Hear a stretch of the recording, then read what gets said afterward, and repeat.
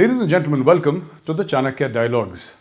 The recent ceasefire announcement in which both the DGMOs of the Indian Army and the Pakistani Army jointly decided to quote unquote stop the firing along the line of control. What does it mean? What repercussions will it have? What is the history behind the ceasefire? Today I have a very special guest, Lieutenant General Syed Atta Hasnain, former GOC 15 Corps and currently Chancellor, Central University of Kashmir. Sir, Jai Hind and a very warm welcome to our show, sir. Jai Hind. Thank you. Sir, the recent article that you wrote for Chanakya Forum, you listed down quite a few points, all of them interesting, and I'll start with the first, sir. You said specifically that this has history, and everybody keeps referring to the 2003 ceasefire. And you said that, 2003 ceasefire, however, a lot of heartbreaks in between, in the sense that the ceasefire has been violated innumerable number of times. And there is obviously a trust deficit between both the armies and both the governments, sir. How do you see the current ceasefire? Very interesting question, Gaurav. In fact, this ceasefire surprised me, as it surprised many others. I think our attention was far too much on the line of actual control, where a lot of things were happening, particularly the disengagement which is taking place at the moment. As a result, we didn't really pay too much attention to some of the utterances which were coming from across the line of control. That's from General Bajwa. And because of our trust deficit, we tend to not believe them as it is. And all of a sudden, we found that what General Bajwa had been speaking about 2 or 3 weeks earlier actually turned into reality. Now, this whole issue at the moment on the so-called recommitment to ceasefire is fraught with a lot of complexity. Because on one hand, some people say that, or rather the Pakistanis say, that it is the Indians who asked for it perhaps, that there were no back channel talks at all, and it was a military to military dialogue which started this entire thing. So I need not go into the details of this, because then we get stuck with these complexities. I think it's a good thing, if nothing else, that post 5th of August 2019 decisions and the manner in which the events have panned out since then, the security environment in Jammu and Kashmir is generally in favor of India. And Pakistan, not being in a position to calibrate what they wish to do in Jammu and Kashmir, now is in a situation where they wish to actually start speaking. And perhaps this is the first step to quieten the line of control. As it is, the hinterland is fairly quiet. If the line of control is also quiet, it will facilitate the dialogue, if at all it has to commence. So do you think this also has to do with the kind of pressure Pakistan is in, the FATF, the economic condition of Pakistan? Many people say it's hemorrhaging from inside, sir, the kind of loans that they're taking, the stalling of the CPAC. Could all these things and all these issues also be a deciding factor between what has generally been seen as General Bajwa? Because he got the extension because he said that we are in a state of war with India, India can attack, so I need an extension. Imran Khan gave him a 3-year extension. Now he's obviously singing, barely 1 year into his extension, he's singing a different tune altogether. He's talking about peace, which is welcome, sir. I'm just trying to understand from you, could there be other reasons behind this ceasefire? Well, to give him his due, General Bajwa did start with speaking about peace right at the beginning of his first tenure also. And then the next part of his tenure, he was, of course, given the extension on the basis of the threats which were developing in Pakistan, perceived from India as such. But it seems a lot of issues have come to the head altogether. The FATF business is definitely serious business. As you can see, they are once again on the grey list. The last 3 demands of the FATF have yet to be fulfilled, although the FATF has given them generally a positive certificate. Financially, they are in the doldrums. Their relations aren't very good with Saudi Arabia and the UAE. There's no particular guarantee that the United States will back them completely for another loan. With China, it's a different tune completely. We don't yet know what are the financial arrangements between China and Pakistan as far as the China-Pakistan economic corridor itself is concerned. So Pakistan had to therefore broaden its options. And one of the ways of doing it is to show its commitment towards peace. That is best done by signaling peace on the line of control. Because the line of control is actually an entity, like an instrument, which Pakistan has been using to convey messages to the world. The particular message being the threat of a potential escalation between India and Pakistan to nuclear enabled neighbors. And this is what the world is always concerned about and keeps taking note of. So if there is peace on the line of control, that is something which is a positive for Pakistan. It's a positive for the entire subcontinent. And that's one of the major reasons why Pakistan has decided to go in for this. The last point on this, the Chinese disengagement in Ladakh, also the strategy which China is using, probably Pakistan is in close cahoots with China. And the Chinese may have demanded from Pakistan itself that they may like to quieten Kashmir completely so that it facilitates the overall peace process, or you can say stabilization in Ladakh, which China too is seeking at the moment. China is not looking at escalation in Ladakh, it is seeking a stabilization. So perhaps it helps to stabilize the entire environment of South Asia for the moment, in conjunction with the kind of messaging which is coming from the United States, from the Biden administration. A more stable messaging, That's sir. right. A more stable messaging, sir. In the article that you wrote for the Chanakya Forum, sir, you also mentioned that between 2004 and 2008, you were in touch with certain Pakistani army officers, and you said out of 9 corps commanders, none were in favor of peace with India, in spite of the fact that Bajpayee ji had gone to Lahore, sir. He went to the Minar-e-Pakistan. Pakistanis have this huge complaint that you've never actually accepted Pakistan, and he said, here I am and I accept Pakistan, and it was a great gesture, sir. But then Kargil happened, and also you mention about the failed summit in Agra. That Musharraf came and there was a failed summit. Now with General Musharraf and all that, and later on you also say in your article that General Musharraf slowly started working towards peace, because obviously, sir, he must have got inputs, and he suddenly realized that, or over a period of time realized, if not suddenly, that this was the way forward.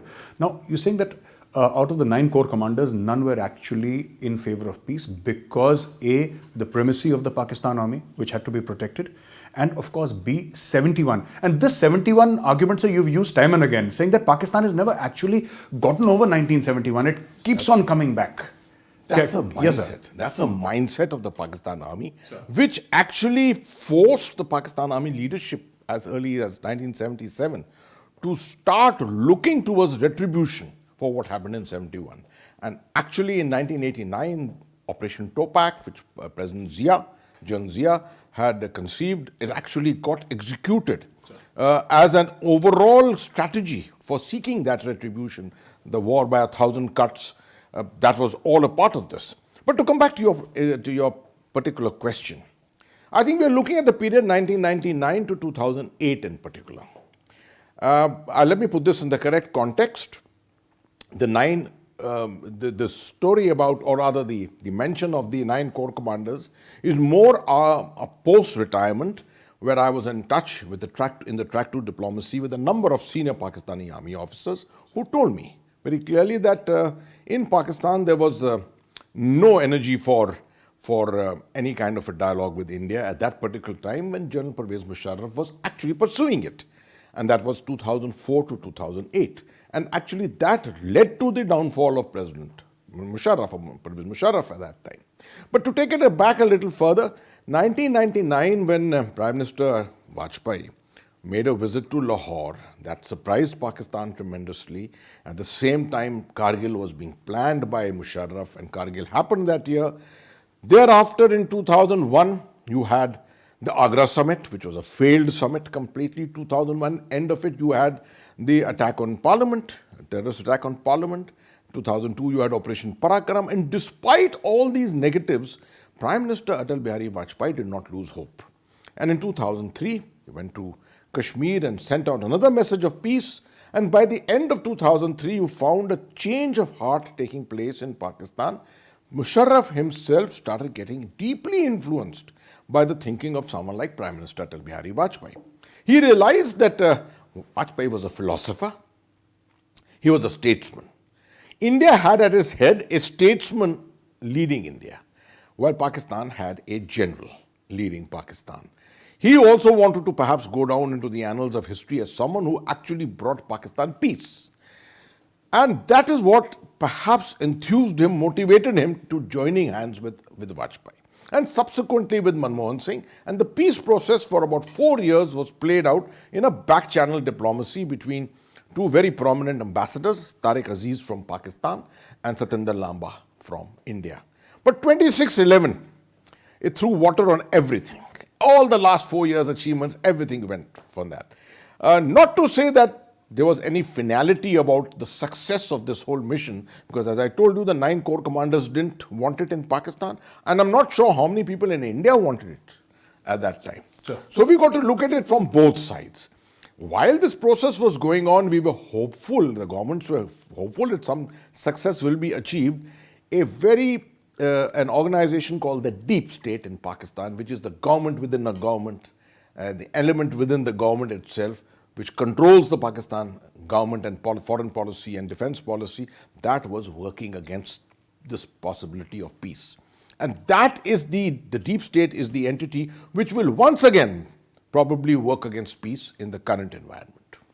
So when you speak about the 9 core commanders and then having a different opinion from their president oblique army chief, because General Musharraf was all rolled into one, sir. It's almost like a democratic setup in place where everybody has a vote. Now these people, it's like the Roman senators actually, sitting around the table, and the Caesar is the first among equals. That was the case before Julius Caesar actually became Lord Emperor and God himself. But before that, sir, it was basically first among equals. And you seem to refer to them in the manner that they actually have a vote that counts in Pakistan. Is that so, sir? No, it is. I would look at it this way. At that time, there was really no democracy in Pakistan. Okay, well, democracy in some form was there. But it was Musharraf who ruled the roost originally as the army chief and later on as the president. If you remember, he demitted the office of the army chief and handed it over to General Kayani subsequently. Yes, sir.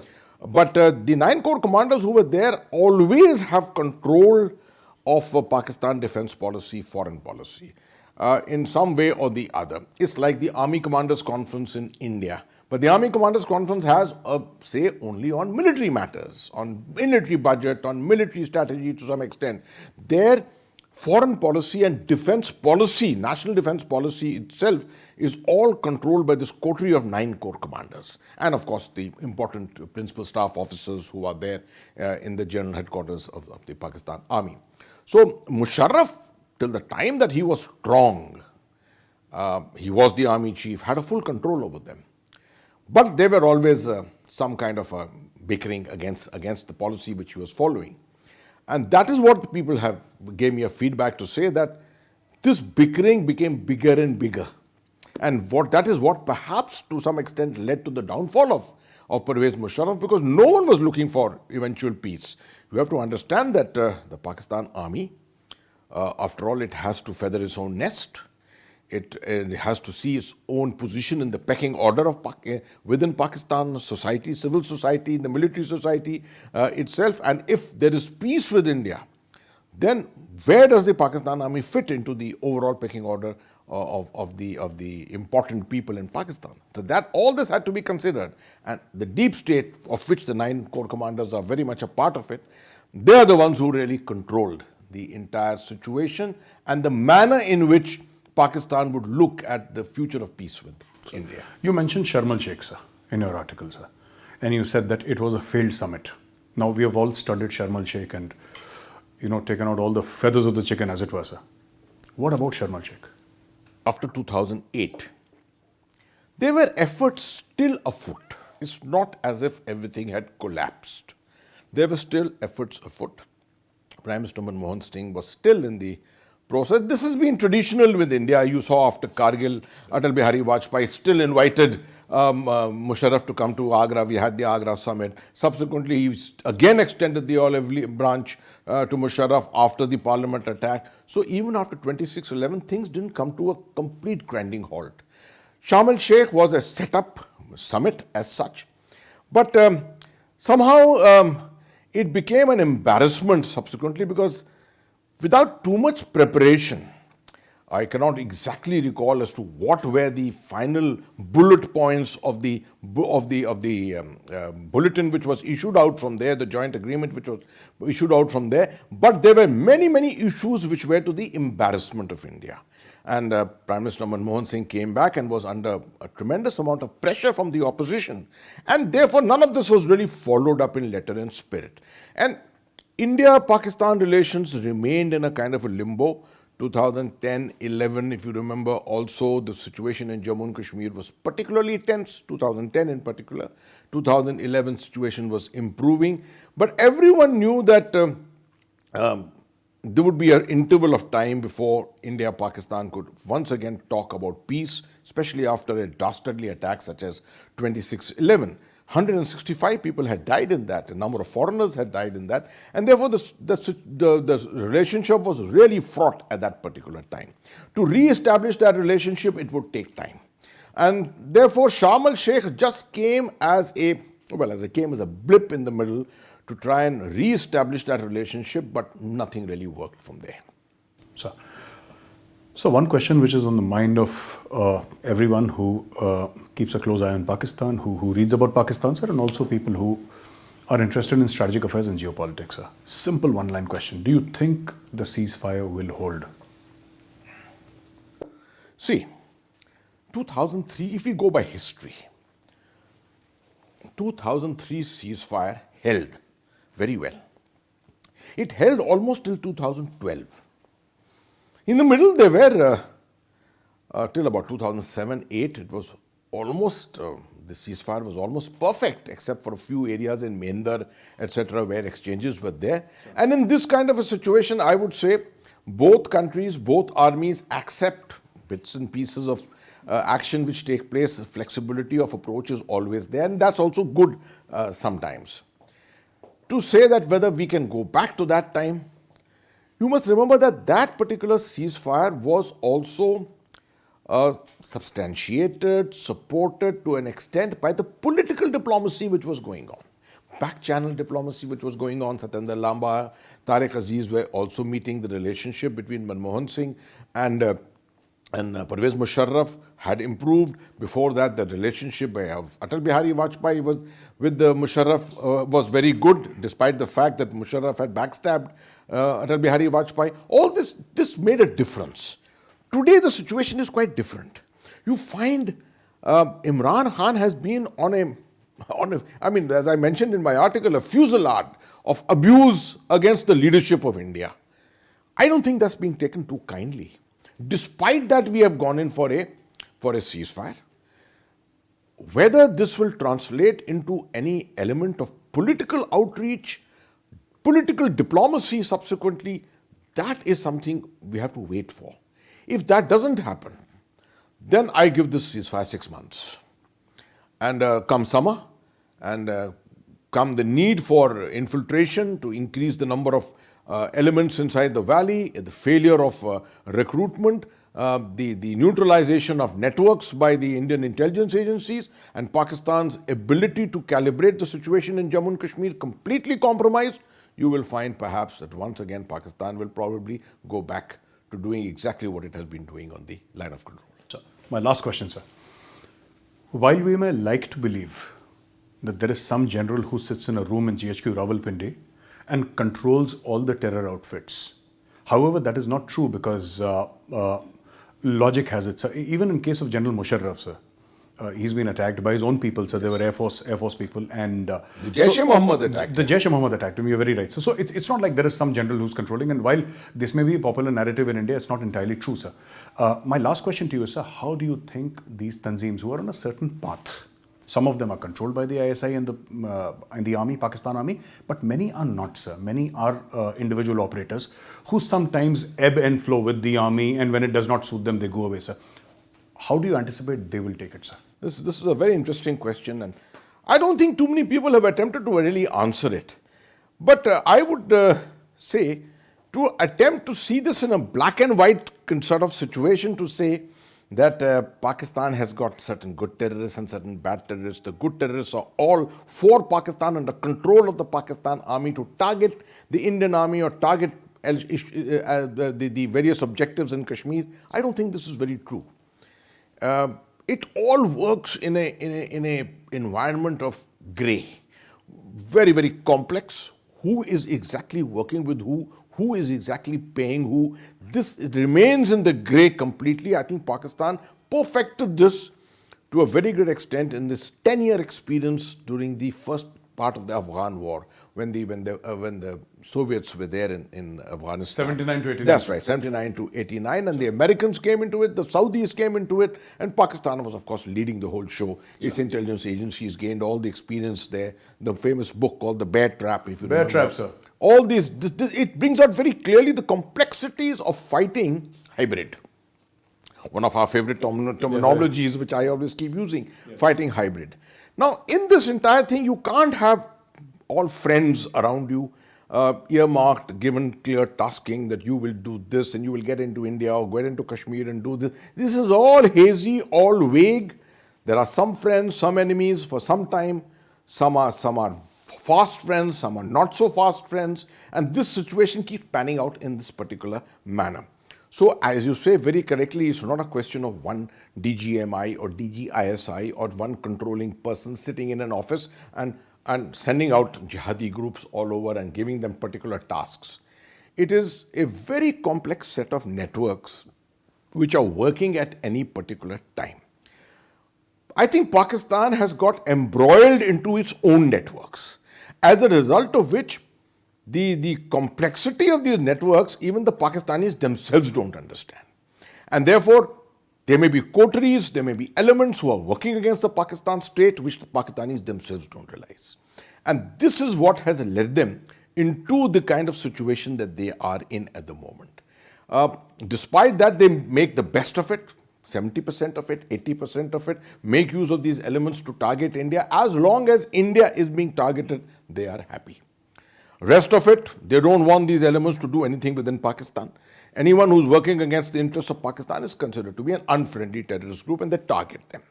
So this is a very complex game which a lot of people try and simplify by using the typical thing of a good terrorist and a bad terrorist, right?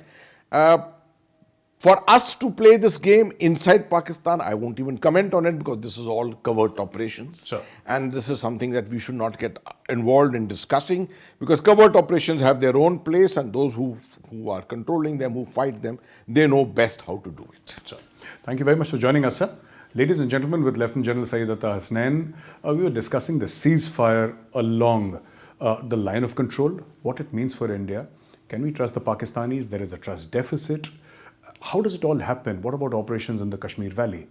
We discussed a lot of other factors. Indeed, an enlightening discussion. I'll see you next week again with another special guest.